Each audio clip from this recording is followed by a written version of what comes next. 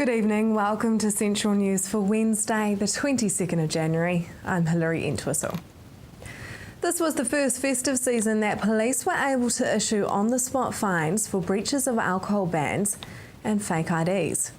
Changes to the Supply and Sale of Alcohol Act now allow police to issue an infringement notice of $250 if you present a fake ID, use a fake ID to purchase alcohol, or give or lend an ID to an underage person if you know they intend to use it to buy alcohol. Alcohol Harm Reduction Officer Sergeant Nigel McGlone says this has been used during the festive season. The new legislation gives us the ability to write out instant fines for people who are trying to present either fake IDs or IDs that belong to someone else. So people who rock up to a licensed premise and produce their older brother's or older sister's ID, if we're there and we can prove that they're doing that, they can be written out an instant fine. Similarly, the people who supply them with the licence can also receive an instant fine. So that's been a big change for us, because it was always a process of having to summon someone through court, and that could be a drawn out process, whereas now if we have the evidence and we're Johnny on the spot, we can just write out an instant fine straight away. Eels from the Kopiopio Canal may not be safe for consumption for many years, despite a multi-million-dollar project to clean the waterway up. The Whakatane Canal has high levels of dioxins due to decades of PCP contamination from the local sawmill's stormwater runoff. Natural Hazards General Manager Ken Tarberton says as part of the Kopiopio Canal Contamination Remediation Project, there will be ongoing monitoring of eel.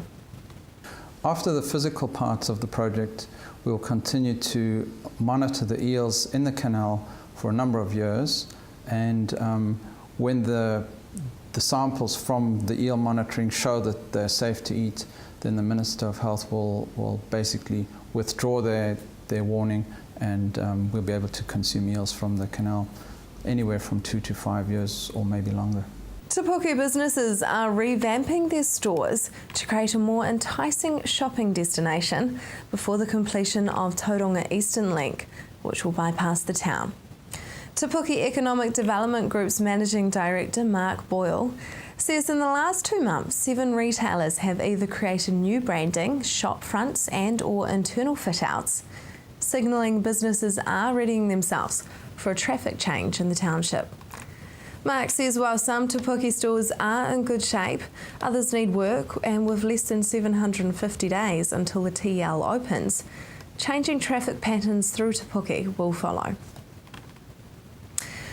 Concern at the number of complaints about agri-chemical spray drift in recent months has prompted Waikato Regional Council to remind people they need to follow the rules to avoid affecting other people's properties. Under the Waikato Regional Plan, people undertaking widespread spraying activities are required to have a spray control plan, including measures to avoid drift and notify sprayers before spraying. Widespread is considered to be anything that is more than the use of a low-pressure handheld spray equipment used for spot spraying. Council's Incident Response Manager Derek Hartley says one of the principal problems is caused by sprayers who are not notifying their neighbours, as they are required to do so under the plan. Now for our region's weather, Hamilton, your Thursday will have a few morning showers and then fine with a southwesterly. Your expected high is 20 and an overnight low of 10. Tauranga, the day starts a little cloudy and then fine for the rest of the day. Your expected high is 23 and an overnight low of 13. Just ahead, mountain safety when out and about tramping.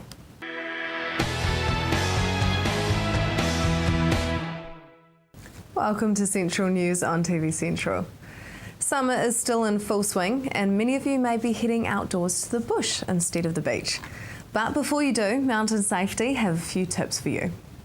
So John, when tramping, how important is it to check your gear every year? Well, it's a great thing to do, to go tramping. It's really wonderful to be out in the forest like this, in nature, but unless you're prepared well, it can become a real miserable time. And for me, it starts with my footwear. I like to make sure that I've got good boots and I wear good socks inside them. Thin cotton socks are not enough, and some people will actually wear 2 pairs of socks. And I've found some really good thick socks, thick woolen socks that are great, and they give me good comfort. But even then, if you're wearing relatively new boots and you're going a long way, it is possible to get blisters. So in your first aid kit, you need to take some blister plasters, special things that you can put on them, because they're magic when you do that. I've had the experience of blistering my heels one year, and a guy gave me a blister plaster, and it was like magic on my heel. So you have to have good gear. And talking about that, you've got to have a first aid kit. So I always carry a first aid kit. I always carry a personal one, but if there's more than one of us, we take a party first aid kit. A little bit more comprehensive, bit more gear.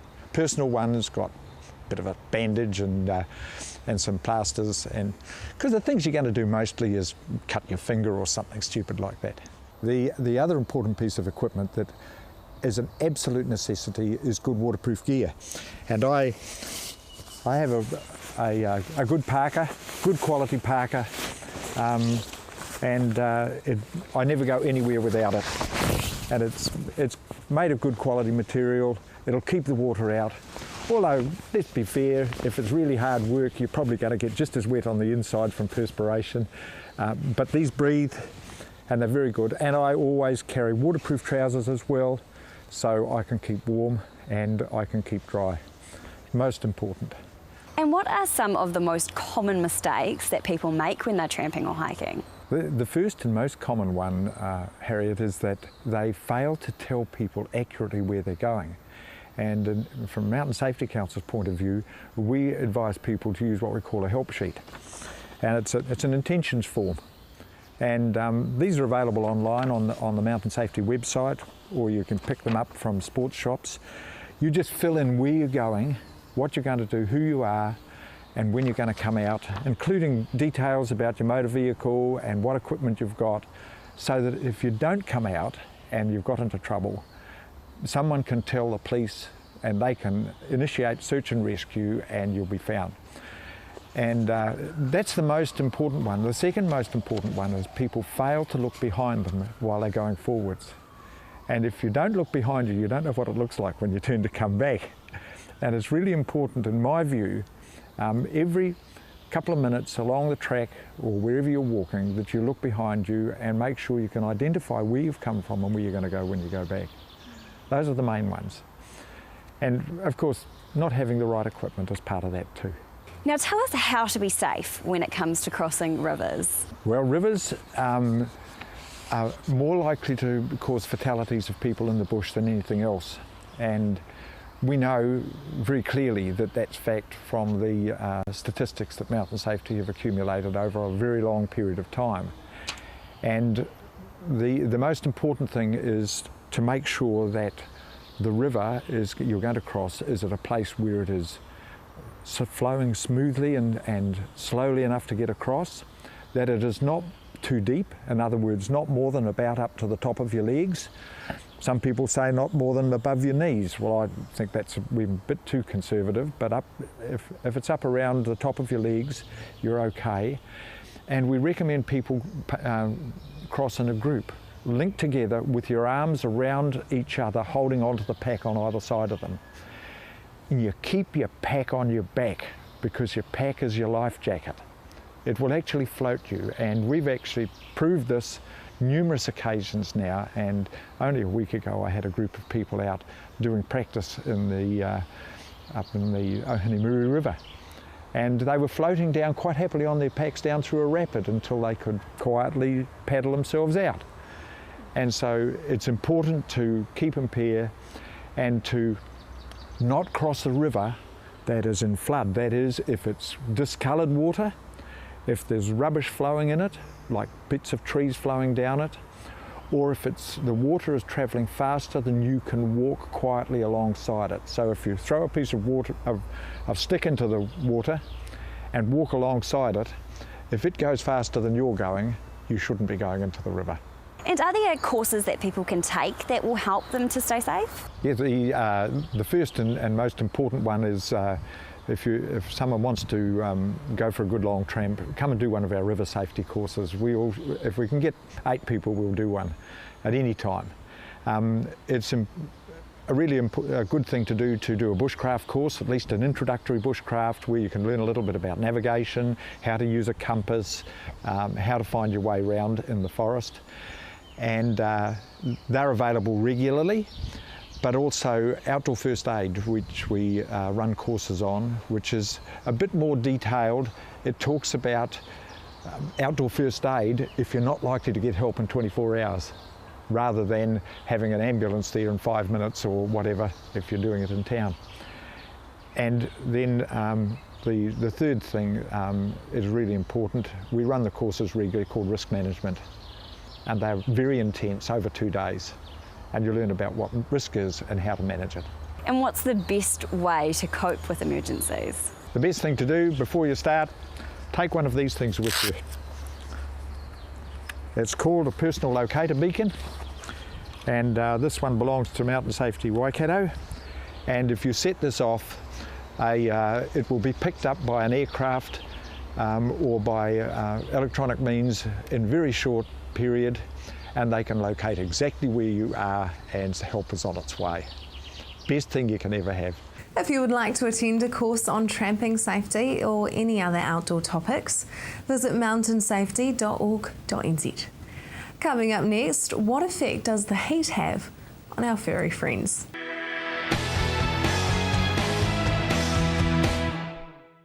Welcome back. We humans may be affected by the heat of the summer, but spare a thought for our furry friends who are just as much affected. I found out more from our local vet, Suzanne Murray. Susan, is there an increase in skin conditions in the warmer months, not just for humans but for pets as well?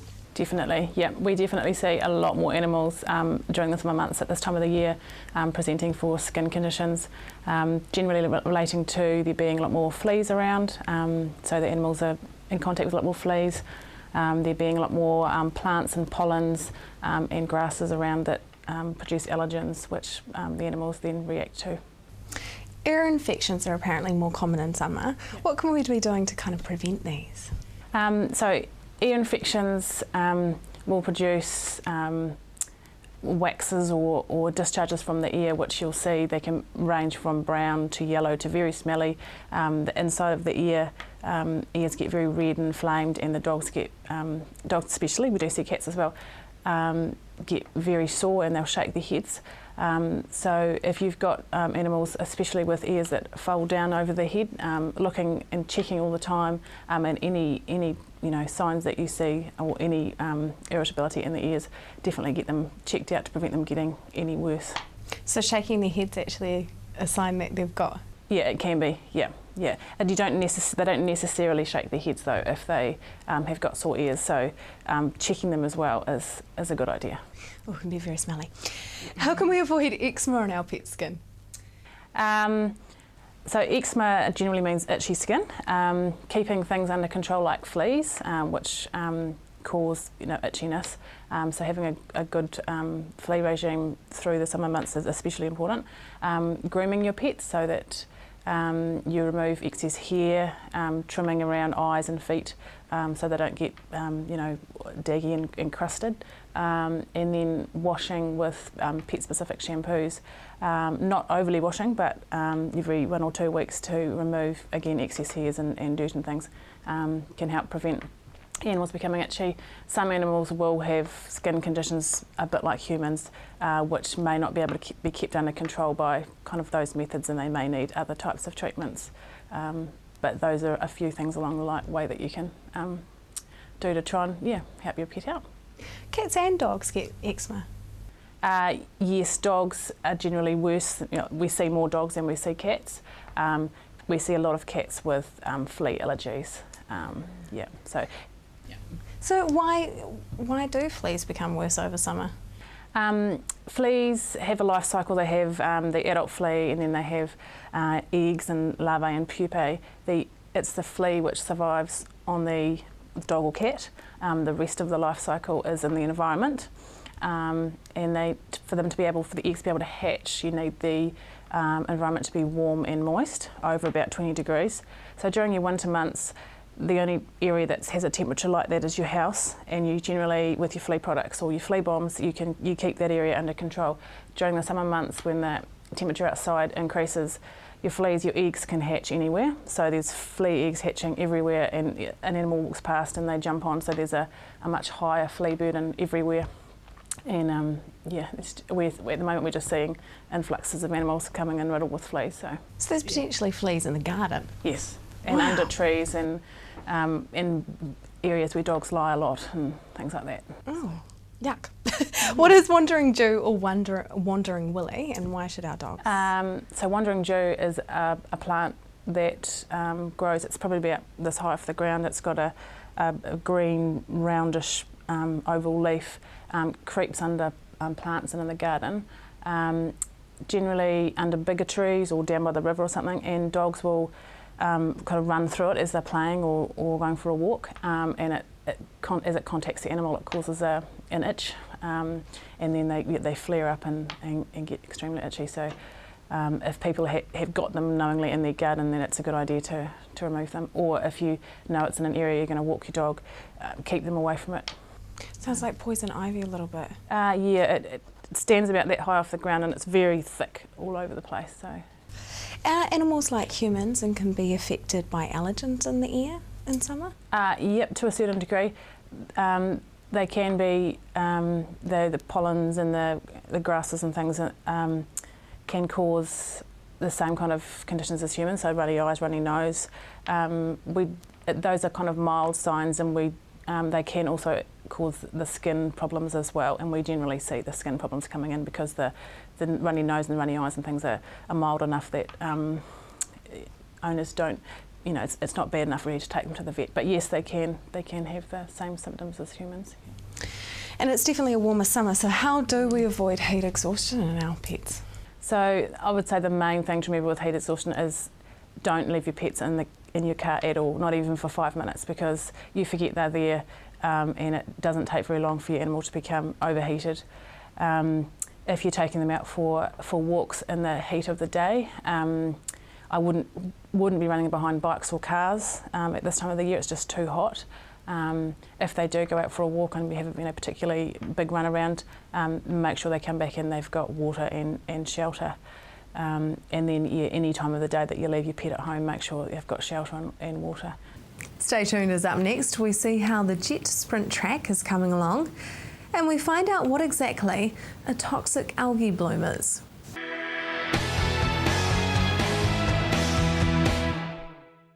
If you have just joined us, welcome to Central News.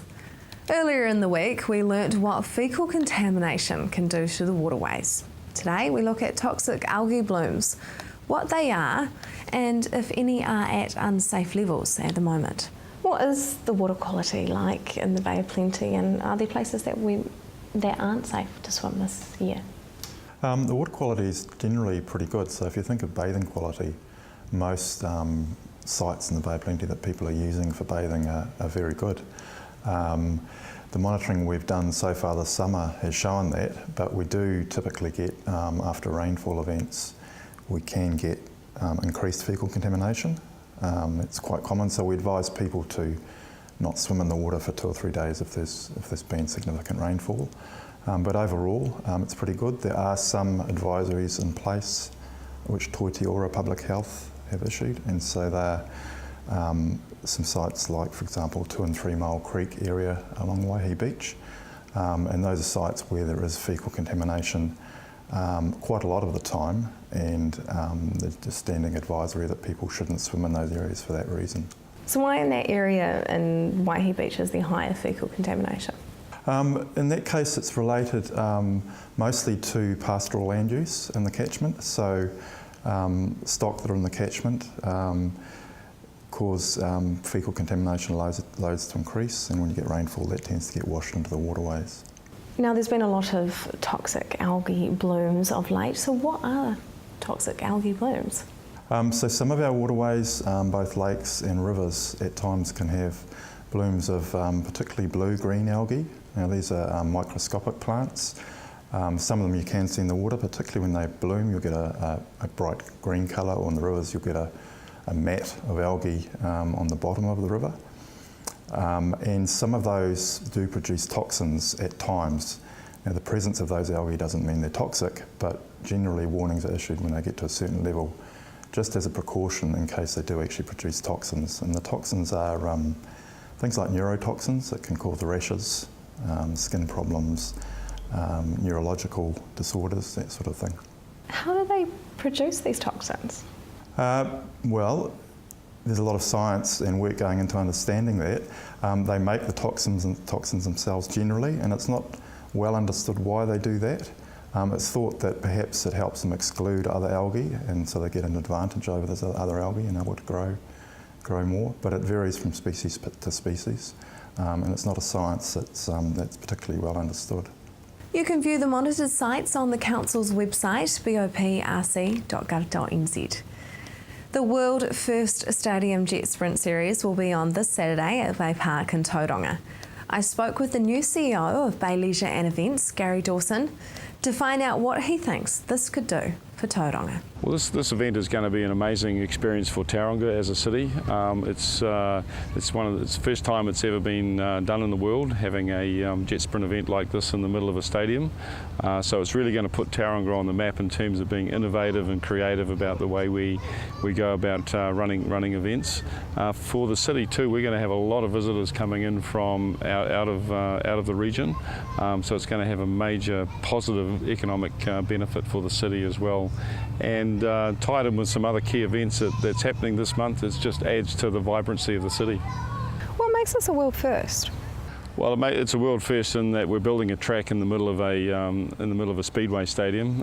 We're pumping thousands of litres of water in, and we're creating a jet sprint event where something like 15,000 people can potentially come and watch it. So that is world first material. And what kind of numbers are you expecting on the day? We're expecting up to 15,000 people. The stadium can handle 18,000, so that's the size of the crowd that we're thinking of. There's already been a huge amount of interest from people in the community, so yeah, it's going to be a big crowd here. It's going to be a spectacular atmosphere. Now, it's obviously being held in Bay Park. Are you guys having anything else to do with it? We're Bay Park and Bay Leisure and Events are in a joint venture with the promoters. So our job is to really help make sure that the track's put in place and that the tickets are sold and all the marketing's done. As a facility, we think this is one of the best speedway facilities in Australasia, and we see us being able to use this more and more for speed type events. So our role has really been to make sure that this event goes ahead smoothly and that the people who come have a great time. The V8 Jet Sprints will be on 2:30 p.m. this Saturday at Bay Park. That is the news for today. If you have your own stories, let us know via email, news@tvcentral.co.nz or Facebook. The team would love to hear from you. Join me again tomorrow night with more guests from the Waikato and the Bay Plenty. I'm Hilary Entwistle. Have a lovely evening.